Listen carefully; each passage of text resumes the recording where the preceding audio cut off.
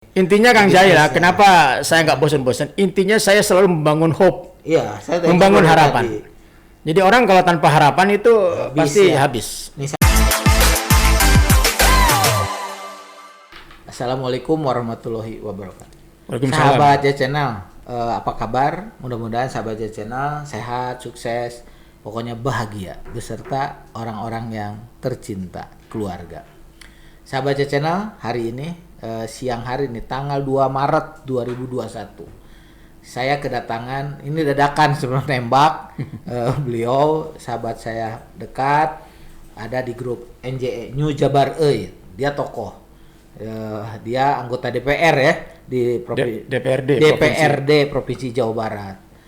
Saya lihat selama kenal dengan saya orangnya gigih gitu, nggak pernah pokoknya mah negdreg begitu, rekayasa siapapun negdreg. Artinya saya lihat memang selama ada kemauan itu pasti ada hasil. Itu yang saya selalu saya pakai itu prinsip beliau.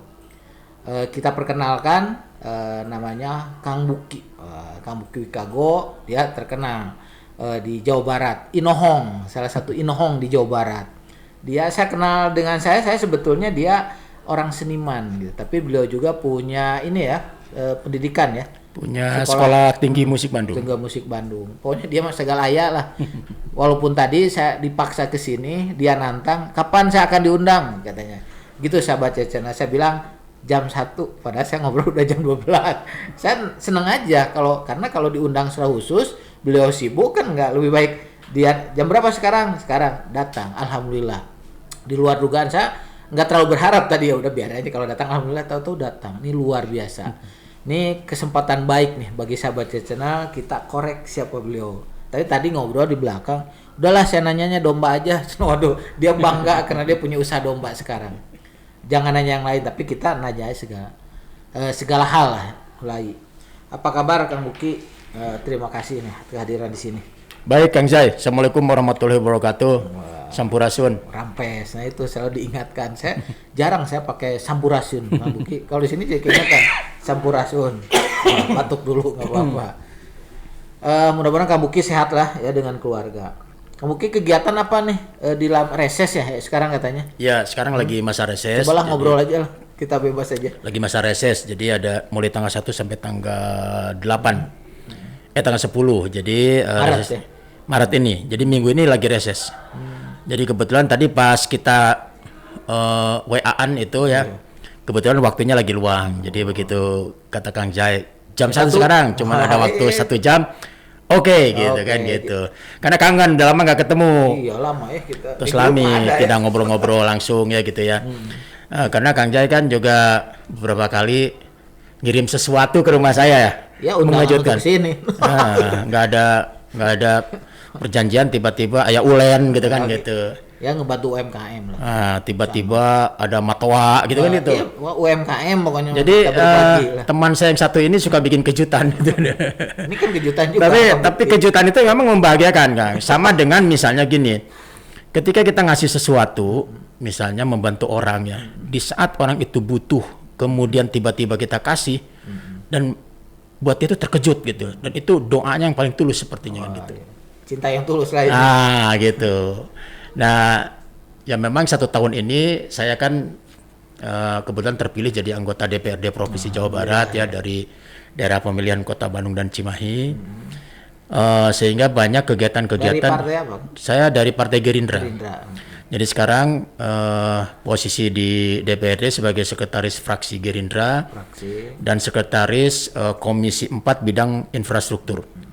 Wah, luar biasa. Jadi agak jauh dari latar belakang. Kan nggak apa-apa, yang penting pengabdian. Iya. Orang-orang mengenal saya kan lebih sebagai seniman, tapi sebetulnya dari sisi lain tidak banyak yang tahu bahwa latar belakang pendidikan saya sebetulnya kan S1 dari pendidikan, S2 dari psikologi, S3-nya sosiologi antropologi. Nah, kemudian saya selain juga waktu itu mendirikan Sekolah Tinggi Musik Bandung. Jadi Sekolah Tinggi Musik Bandung itu saya rintis tahun 2020.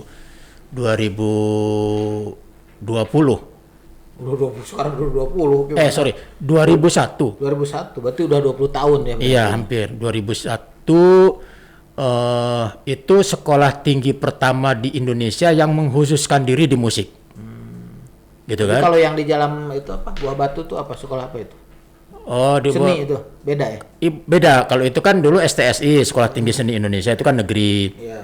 Sekarang jadi ISBI, Institut Seni Budaya Indonesia. Itu kan ada jurusan-jurusannya, ada karawitan, ada Kalau tari. ini yang Kang Buki Kalau saya swasta, tapi sekolah tinggi khusus musik. Dan itu baru pertama waktu itu di Indonesia. Biasanya kan kita kenal STIE kan gitu ya. itu musik ada sekolahnya gitu ya? Ya jadi perguruan tinggi. Izinnya izin perguruan tinggi. Jadi Keluaran dari situ siapa yang artis yang terkenal? Itu salah satunya sebut Cakrakan. Oh, itu salah alumni satunya situ ya? alumni. Jadi dia Pantes wajah jeung Kang Buki semangatnya dia S1 majornya vokal. vokal. S1 ya. Jadi Cakrakan itu sarjana musik, lulusan dari Sekolah Tinggi Musik Bandung. Nah, di kita ada program D3, ada program S1. Udah 3 masih ada sekarang? Ada. Jadi peminatnya banyak dari seluruh Indonesia, walaupun kita tetap membuat batasan. Klasifikasi ya, klasifikasi. Karena ada syarat khusus misalnya soal bakat. Ya kan ada, kalau mau masuk harus tes kan. Tes bakat dulu. Bakat nyanyi di kawan mandi mah bisa ya. Kalau suaranya silung misalnya kan, sumbang, mau ngambil jurusan vokal pasti nggak bisa. Bisa kasih ini. Tapi kalau misalnya ambil dia bisa main gitar, alat musik lain, walaupun vokalnya sumbang ya mungkin masih bisa. Nah, kegiatan lain sebetulnya saya jadi juga jadi dosen tamu, dosen luar biasa di beberapa perguruan tinggi. Saya lihat juga ada teman saya sidang S3 ya. Kamu Iya. mungkin salah satu pengujinya saya lihat. Iya, di Unpad misalnya di program di S3 Unpad seperti salah satunya di Fakultas Ilmu Budaya saya juga jadi dosen tamu, tim penguji juga tim promotor kan gitu. Jadi kurang lebih gitulah kegiatan dari seminar ke seminar jadi narasumber. Kemudian juga waktu itu saya juga karena di seni khususnya di musik itu kan saya sudah lama juga terlibat di organisasinya Kang Jai.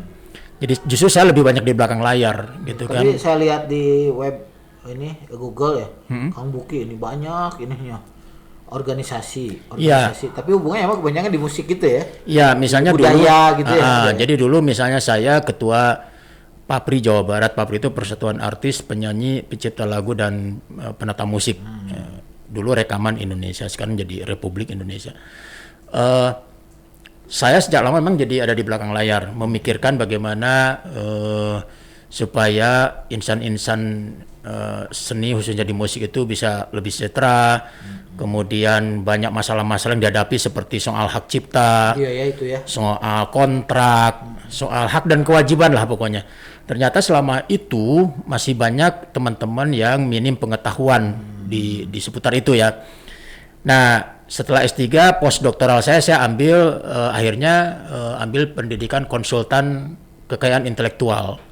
Konsultan Kekayaan intelektual. Jadi saya bersertifikat, punya kantor juga khusus sebagai konsultan kekayaan intelektual. Misalnya kalau mau mendaftarkan gitu ya. mendaftarkan merek dagang, mendaftarkan desain, merek hak dagangnya cipta, apapun gitu. umum iya, hak cipta sampai paten itu bisa. Sebenarnya tidak banyak yang tahu itu bisnis sampingan saya akhirnya kan gitu. Ya sekarang beritahu lah. Nah, dengar aja dulu. ujung-ujungnya kan gini, di Sekolah Tinggi Musik Bandung juga termasuk yang awal-awal ada mata kuliah pengetahuan kekayaan intelektual gitu. Gitu kan, khususnya lebih menukik ke hak cipta. Terus juga karena saya punya pengetahuan di situ, saya pernah menggagas ke pemerintah Provinsi Jawa Barat itu untuk membuat tim gugus kekayaan intelektual warisan budaya Jawa Barat. Sekarang udah Sudah 7 tahun. Sudah 7 tahun. Nih Sahabat Channel nih pahlawan nih. Jadi tugasnya Itu ya. adalah menginventarisir ulang seluruh produk warisan budaya yang ada di Jawa Barat. Nah, kenapa penting? Kita kan dulu pernah ribut-ribut tuh, angklung diaku-aku oleh Malaysia gitu kan. Banyak yang diaku. Kita cuman bisa marah, cuman bisa berteriak, tapi udah kelewat. umumnya kita nggak ngerti kita harus seperti apa gitu kan. Makanya saya menyampaikan itu waktu itu ke pemerintah Provinsi Jawa, kemudian diterima, maka dibentuklah tim gugus kekayaan intelektual warisan budaya Jawa Barat. Tentu bersama ahli-ahli Yang lain, ya? haki lainnya kan. Saya hanya mengkoordinasikan saja gitu. Nah sudah 7 tahun Kang Sai.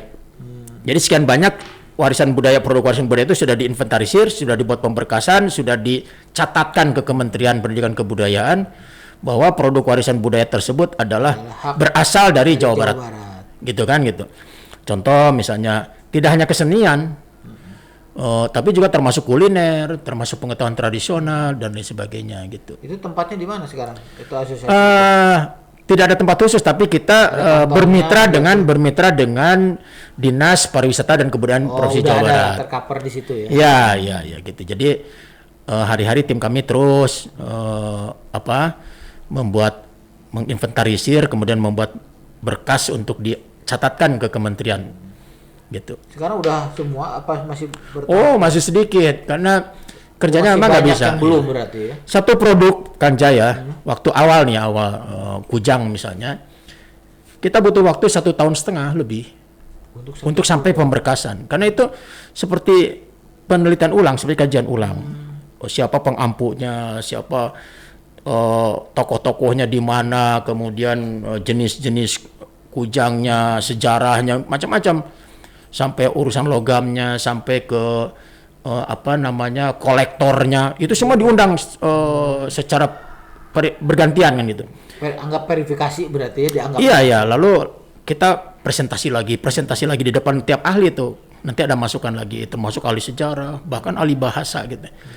Nah, itu butuh waktu 1,5 tahun lebih. Cuman kan kalau pemerintah misalnya bisa nggak jumlahnya diperbanyak gitu kan gitu. 1 tahun tuh misalnya 10 atau 20 gitu kan.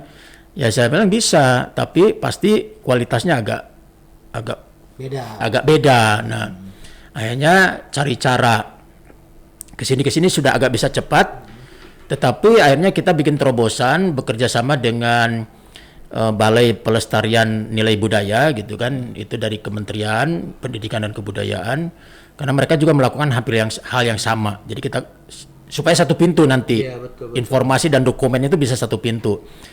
Nah ini juga langkah yang luar biasa kalau menurut saya. Kemudian kita juga melatih petugas-petugas yang staf di dinas terkait di kabupaten kota untuk bisa membuat pemberkasan. Jadi mereka usul, misalnya ada produk warisan budaya yang prioritas apa di tingkat kabupaten atau kecamatan? Kabupaten kota, lalu diserahkan ke provinsi. Nah kita tinggal memverifikasi. Lebih cepat kalau gitu. Lebih cepat, walaupun memang resiko untuk dikembalikan oleh kementerian ke sini juga lebih banyak. Karena misalnya kurang detail ya, misalnya bisa jadi dokumennya kurang nyambung dengan apa yang ditulis, bisa karena main comot-comot misalnya gitu kan. Terus kan ya nggak asal sih, cuman kurang lengkap lah, kurang. Misalnya kajian akademiknya kurang, sumbernya kurang gitu.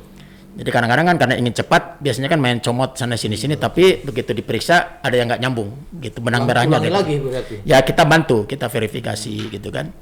Nah jadi alhamdulillah itu sampai sekarang masih berlanjut, karena saya minta waktu itu ke pemerintah, kalau tim ini memang disudah dibentuk, jangan cesplong hanya 1 kali, terus ya maksudnya orang lain nggak tahu nih sobat kececes ya.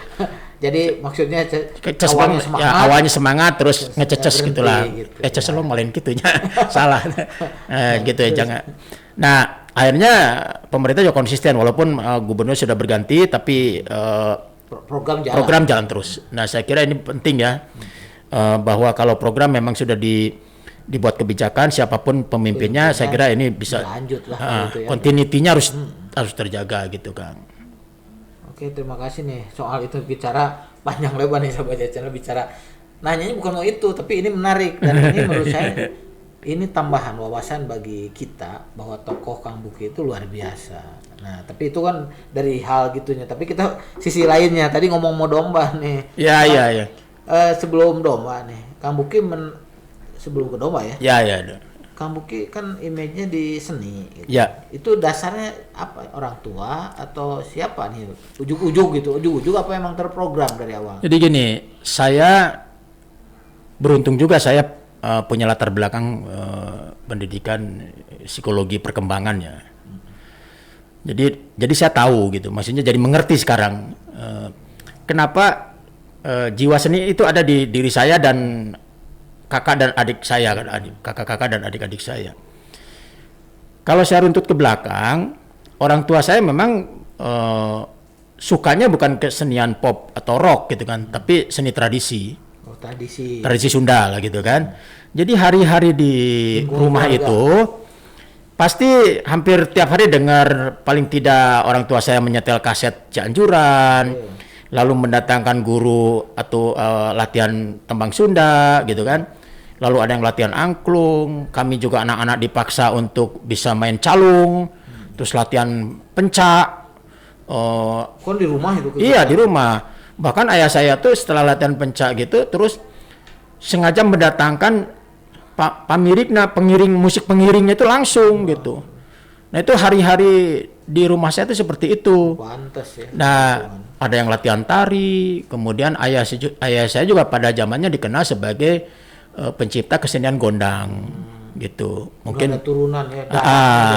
Jadi kalau saya ingat-ingat sih ayah saya tuh gaulnya tuh misalnya dengan Pak Ujo yang punya saung angklung Ujo gitu kan, sastrawan terkenal pada saat itu Pak Wahyu Wibisana gitu. Kalau misalnya atau yang di atasnya ada Mang Koko Koswara itu saya jadi ingat gitu kan.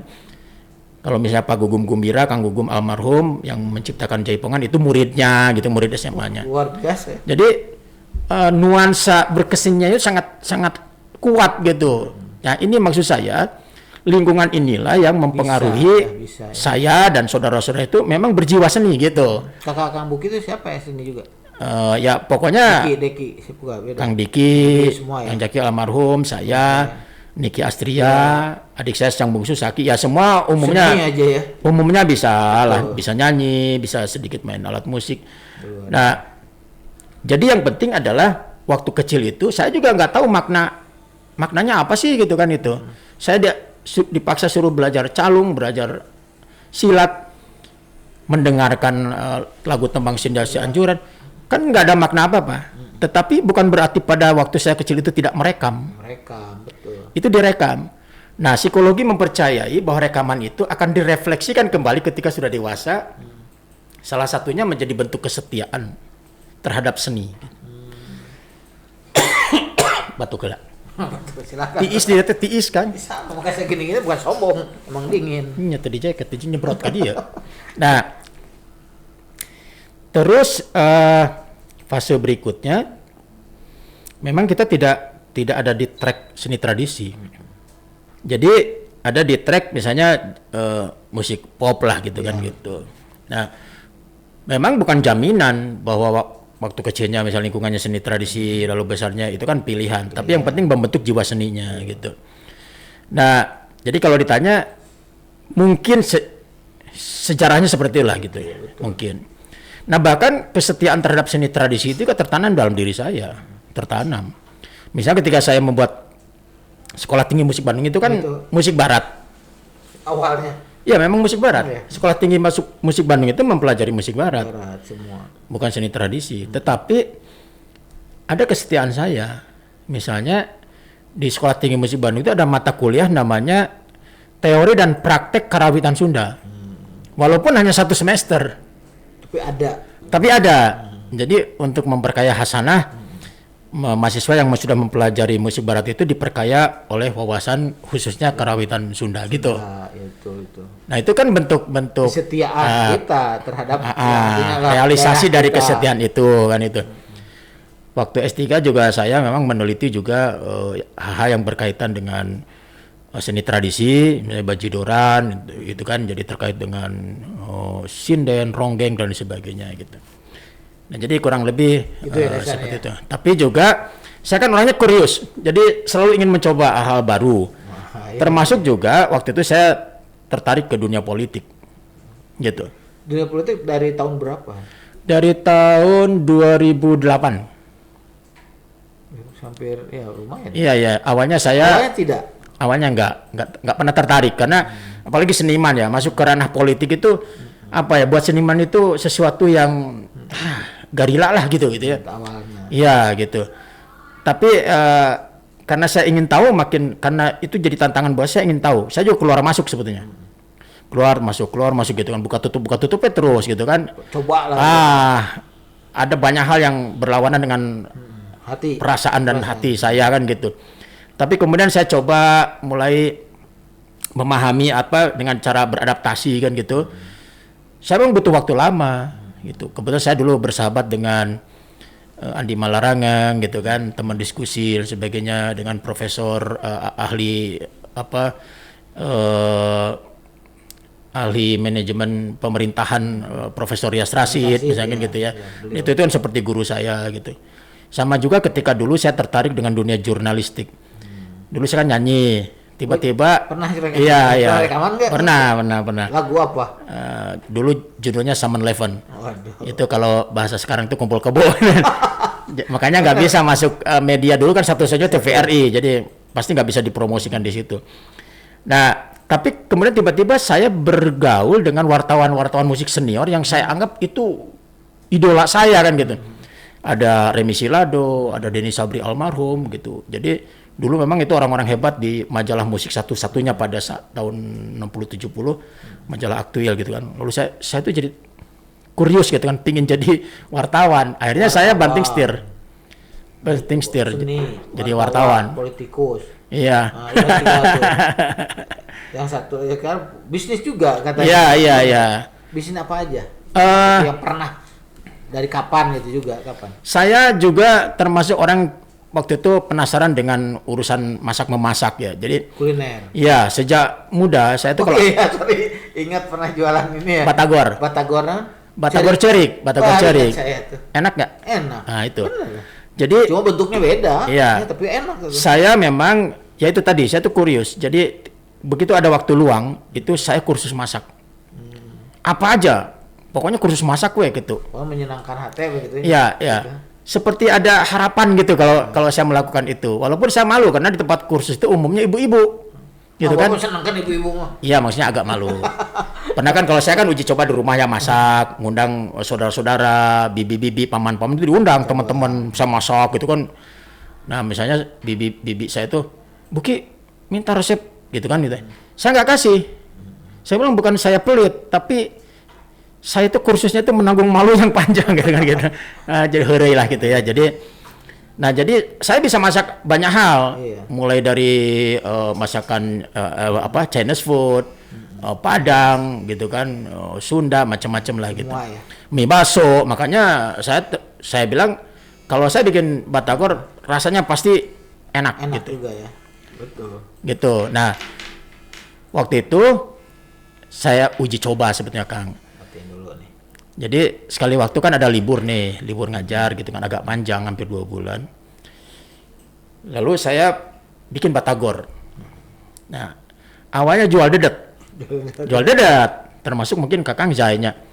Jual dedet. Satunya waktu itu saya jual 10.000. Beda dengan harga yang biasa. Yang umum, jauh. Yang umum mungkin baru, apalagi yang di pinggir jalan itu jangan.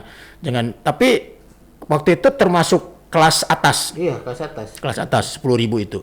Cuma jarang, susah order gitu. Iya. Di list gitu sih. Iya. Cari makanan apa aja. Awalnya saya jual dedet ke teman, ke saudara, tapi dengan jaminan bahwa itu enak. Dengan jaminan. Gitu kan? Nah, setelah itu tuh mereka jadi malah balik order. Gitu kan? Jadi order. Nah, saya nggak pernah mendelegasikan tugas ke orang lain karena saya lagi libur. Semua oleh tangan sendiri gitu kan. Belanja ke pasar tengah malam atau pagi-pagi sendiri, pilih ikan sendiri, pilih gitu. Jadi ngolah sendiri, saya nggak pernah kasih ke orang. Pernah sekali waktu saya nyuruh ponakan untuk beli ikan. Kualitas beda dong.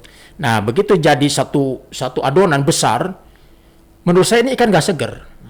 Saya buang. Sampai gitu ya? Iya, saya buang. Jaga kualitas. Saya buang. Saya nggak mau ambil resiko. Padahal kata, oh enggak, jangan sayang. Enggak, saya bilang, saya buang. Pernah juga misalnya tahunya juga saya beli tahu yang khusus, kelas lah gitu ya, yang mahal. Begitu ditaruh ada waktu disimpan 1 hari, itu rasanya beda.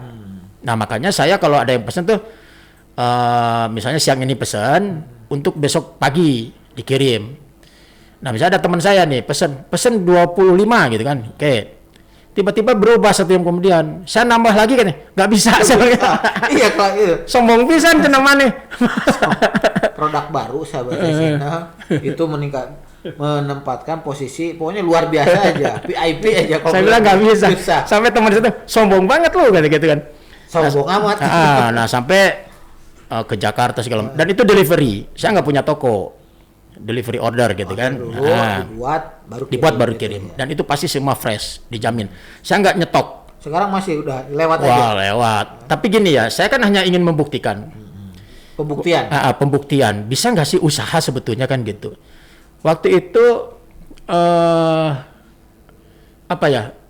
Income-nya itu apa bukan income apa istilahnya itu? Ya pendapatan lah. Pendapatan itu satu hari itu sampai 200 pieces. Kali 10.000 aja. Kali 10.000. Berarti udah juta. Ya kan? Untungnya 70%. Ya, sebut 50% lah karena memang kualitasnya juga bagus. Berarti 1 juta ya? Setiap bulan bisa 30 juta. Bisa 30 juta. Walaupun pasti tunduh saya karena itu seringkali ngerjain sampai tengah malam. Atau kalau bisa kan digoreng dulu kan, goreng dulu setengah mateng. Kalau goreng kan bisa oleh orang lain kan. Sama saya. Saya nggak pakai asisten gitu. Paling istri sekali-kali bantu. Itu pembuktian aja. Ya, hanya untuk membuktikan bahwa usaha itu sebenarnya nggak susah. Asal mau.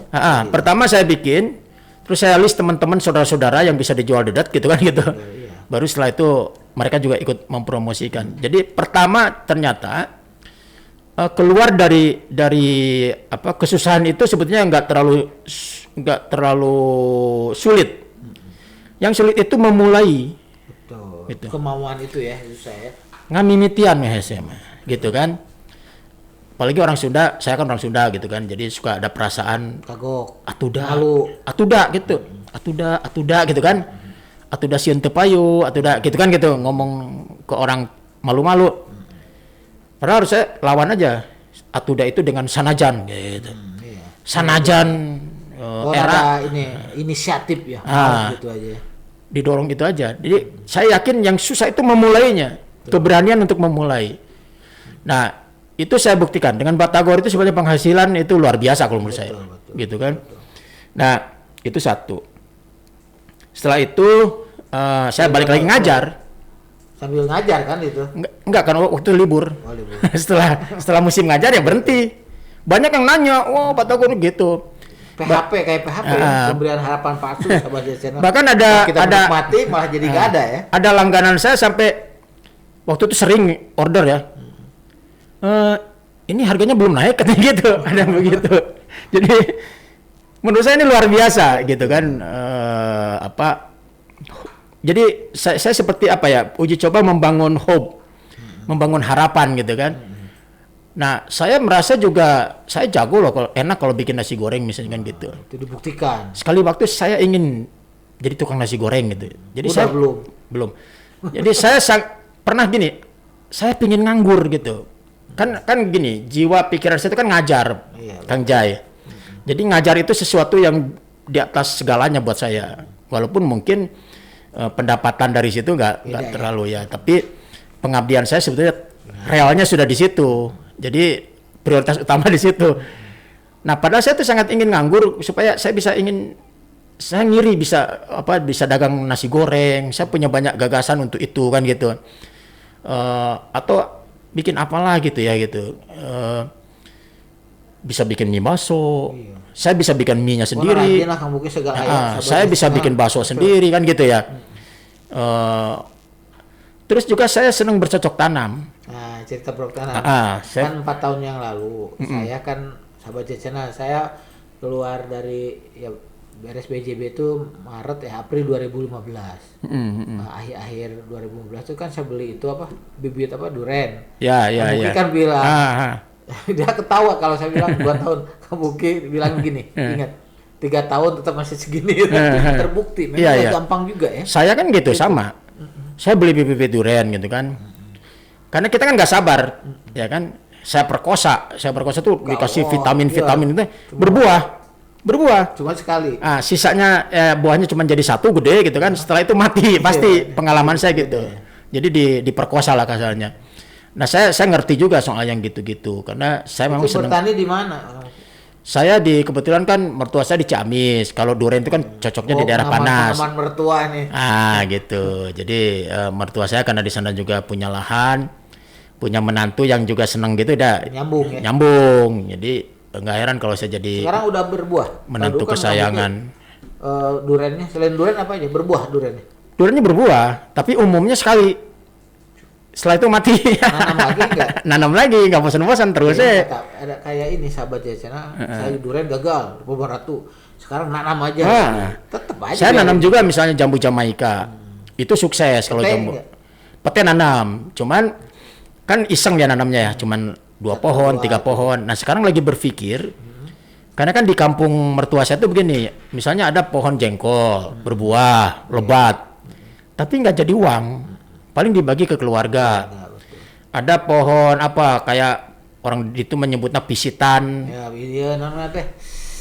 Kalau pisitan tuh ini Ya, sahabat gitulah. channel, kalau gula tuh kan aren. Nah, pohon aren maksudnya dari situ ya kayaknya pisitan. Pisitan mah itu kayak duku. Oh itu mah bukan ini apa? Namanya teh? Cangkaleng. Cangkaleng. Oh, beda Kayak ya. duku yang gitu-gitulah kan gitu ya. Cuma yang agak asem itu ya. Jadi berbuah tapi nggak jadi uang, dibagikan gitu kan. Terus manggis. Ada di mertua itu manggis, cuman Lengkap dong. 1 pohon 2 pohon berbuah ya habis aja sama keluarga. Sedikit ya, belum bikin 100 pohon. Kelapa. Nah, saya berpikir kenapa nggak jadi uang karena memang volumenya sedikit. Betul. Nunggunya kan sama aja. Nah, saya mulai ingin baru ingin nih. Saya lagi nyiapin misalnya mau nanam Kayaknya udah nyiapin juga. lagi disemai. Misalnya jengkol udah mulai. Misalnya jengkol itu minimal harus nanam 20 pohon. Betul. Saya nanam aren udah 15 loh. Ya, Dari 5 tahun lalu. Karena asumsi aren itu tumbuh begitu saja ya. Tapi saya bawa benihnya Dari mana tuh? dari Bandung. Tapi itu juga katanya dari Sumatera Utara dari mana lah gitu kan. Saya nanam 15 dari 5 tahun yang lalu. Sekarang udah Ya sekarang ya masih agak kecil gitu kan. Jadi ternyata lama. Saya juga beli dari Trubus. Kalau saya pesan-pesan di Trubus saya biar Tapi nanam saya di Gunung Puntang 3. Gunung Puntang Banjaran. Saya juga punya lahan sedikit lah di sana. Itu subur. Bagus. Kenapa nggak nanam tambahin di sana? Lihat ini kan lama juga tuh. 5 tahun baru mau kelihatan gede lah gitu. Tapi bentar lagi nih, setahun depan katanya bisa disadap itunya, arennya. Nah, di Gunung Puntang gede bagus. Memang tanahnya bagus gitu kan. Airnya banyak? Airnya banyak. Nah, aren ya, terus juga saya juga pernah sih jadi korban-korban berita-berita di majalah gitu kan, misalnya nanam kayu jabon. Iya, sama sih. Di Ciamis itu kan nggak pernah ada yang nanam jabon, rata-rata kan albasia. Pas diganti jabon. Saya ganti jabon tuh dengan promosi. Laku, kan? Nah, ke mertua kan ini, wah gitu. Tanam, lihat awal-awal tumbuh kan daunnya besar-besar, wah mengerikan lah gitu. Udah 5 tahun nggak laku. Iya, udah 5 tahun nggak laku, akhirnya jabang kan. Akhirnya uangnya malah untuk iya gitulah gitu. Nah, jadi tetap aja kalau mertua saya konsisten nanam albasia karena di Ciamis itu albasia itu rata-rata tanaman rumah. Iya, sentra katanya. Jadi sekarang kan ada pabrik, teman saya punya pabrik. Nyekolahin anak itu, kalau orang sana nyekolahin anak tuh nebang pohon kan gitu. Nah, jadi sepertinya seperti itu. Nah, terus uji coba. Saya lagi terinspirasi lah, misalnya nanam jengkol 25 pohon gitu kan. Pete 25 pohon gitu. Emang pete udah cepet, Pak. Alpukat. Saya di rumah di Bandung tuh ada pohon alpukat 3 kali udah berbuah. Alpukat apa tuh? Macam-macam. Apa? Gitu. Lupa ya namanya. Ada namanya apalah, pokoknya saya nggak. Saya juga sama, saya nanam sebagai Kang Buki. Tapi nggak tahu namanya, lupa juga. Di Gunung Puntang 1 udah berbuah kan gitu. Teman saya terakhir bawa karung ngalak gitu kan gitu. Nah, hobinya yang begitu. Ganti ya? Di rumah saya juga itu kan urban farming. Saya nanam banyak bawang daun, kangkung, apapun ditanam di sana ada. Singkong, pepaya, pisang di rumah saya ada.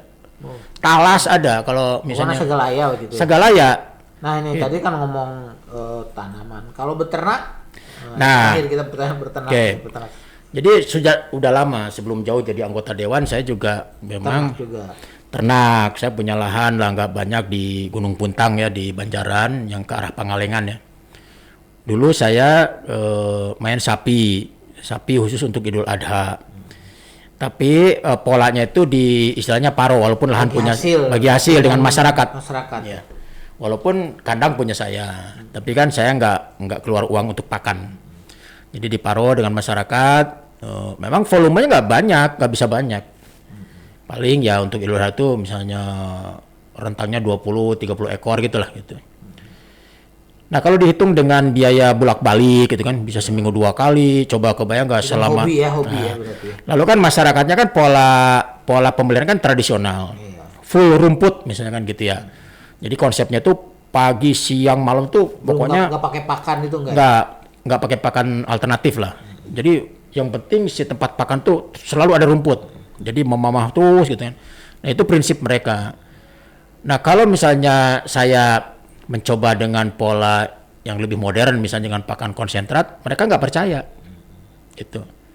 Apalagi tiba-tiba bisa ada yang sakit, gitu kan, pasti nyalahin pola pakan. Ya. Nah, lama juga akhirnya saya berhenti, kandang itu kosong. Pernah, saya ganti dengan ayam, gitu kan. Ayam nggak lama, karena udaranya dingin di sana. Apa? Terus bebek, pernah juga bebek. Bebek udah. Bebek itu awalnya lancar. Tapi kan kalau yang gini-gini itu kita kan harus belanja kontan ya. Bayar kontan. Iya. Beli dok gitu kalau ayam tuh ya. Langsung. Itu harus bayar kontan. Beli pakan bayar kontan. Nah, tapi begitu panen mereka bayar ke kitanya bayar mundur. Waktu ya.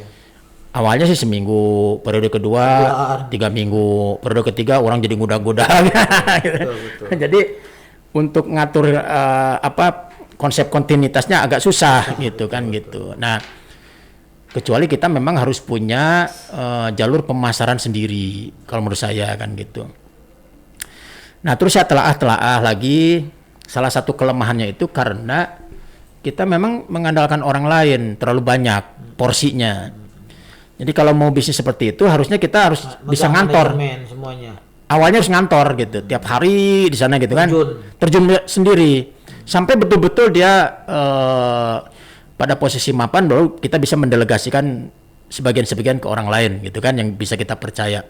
Nah kalau dari awal misalnya kita datangnya cuma seminggu sekali, apalagi kayak bebek, kayak menurut saya nggak akan bener. Itu mah hobi aja. Berarti. Hobi gitu kan, jadi siap rugi lah. Untuk bertani bisnis pasti rugi. Nah belakangan setelah lama kandang itu kosong, saya pikir-pikir lagi kan sayang nih gitu. Sekali waktu saya ke Gunung Puntang, saya lihat-lihat lagi, lalu saya berpikir kalau sapi kan pasti volumenya juga sedikit. Lalu saya berpikir ke domba. Saya pelajarin itu, bukan ujung-ujung. Saya pelajarin lama tuh. Dari YouTube, dari mana lah pokoknya, dari medsos, saya pelajarin semua, dari soal domba, soal kambing, soal breedingnya, soal fattening gitu kan. Iya, pakannya, saya browsing aja kan di luar negeri, di sini macam-macam. Oh, ada pola sekarang ini ternak domba tanpa ngarit. Nah ini kan menarik ya gitu, judul itu kan menarik gitu, tanpa ngarit. Jadi memang pertama ada pola pakan itu dengan keringan gitu kan, jadi pakai pakan keringan lah gitu kan. Ada yang konsentrat, ada juga yang difermentasi, rumput-rumput, gabungan-gabungan, sisa-sisa pakan, ampas juga macam itu difermentasi, sehingga proteinnya menjadi lebih bagus gitu kan, vitaminnya lebih bagus. Ada gabungan gitu kan. Ada juga belakangan pakan yang diawetkan. Jadi untuk kan itu ada juga pakan awetkan karena menghadapi musim dingin. Ya, musim panas, nah itu di Jepang kan gitu. Misalnya di Jepang itu memperkenalkan yang diawetkan. Ini coba kita juga. Tanpa obat pendukung lah gitu kan gitu. Nah cukup aja di misalnya pohon jagung gitu kan di slice gitu kan, dicacah lalu dimasukin ke plastik, yang penting kedap udara kan gitu. Itu disimpan aja seminggu baru bisa dipakai, tapi disimpan itu bisa tahan bulanan gitu. Gitu sepanjang hasilnya wangi, nah itu berarti sukses. Kalau busuk berarti gagal. Nah saya tertarik, akhirnya saya mulailah merintis kandang sapi itu saya ubah jadi kandang domba kan gitu ya. Bikin panggungan. Sekarang berapa hektar? Ya hampir 200 lah. Sekarang Ya. itu penggemukan tapi. Macam-macam. Saya masih cari-cari nih. Jadi mau percobaan. hampir 200 itu sebagian ada yang jantan gitu kan untuk dijual dagingnya. Ada betina untuk breeding ya, untuk anaknya nanti dilihat. Ada juga saya nyiapin umur-umur yang 2 bulan gitu. Nah, saya masih kalau breeding mungkin dalam catatan saya itu dipelihara beli misalnya kan gitu ya, bisa dari masyarakat, bisa dari bandar gitu kan, dari pengepul, lalu dipelihara 2 bulan sampai 3 bulan gitu kan. Nah tapi yang penting adalah pola pakan seperti yang kalau misalnya pola tradisional ngarit itu saya butuh SDM-nya banyak. Kalau ini enggak ya? Ini enggak, ini cuman satu dibantu oleh satu gitu. Yang satu tuh part time-nya gitu kan, yang satu yang pegawai tetap. Jadi cuma 2 orang. Hampir 200 cuma 2 orang. Jadi pagi dikasih pakan keringan gitu kan, konsentrat, tapi air minum terus ada. Dan saya nggak ngasih makannya nggak 1 hari 3 kali, tapi 1 hari 2 kali.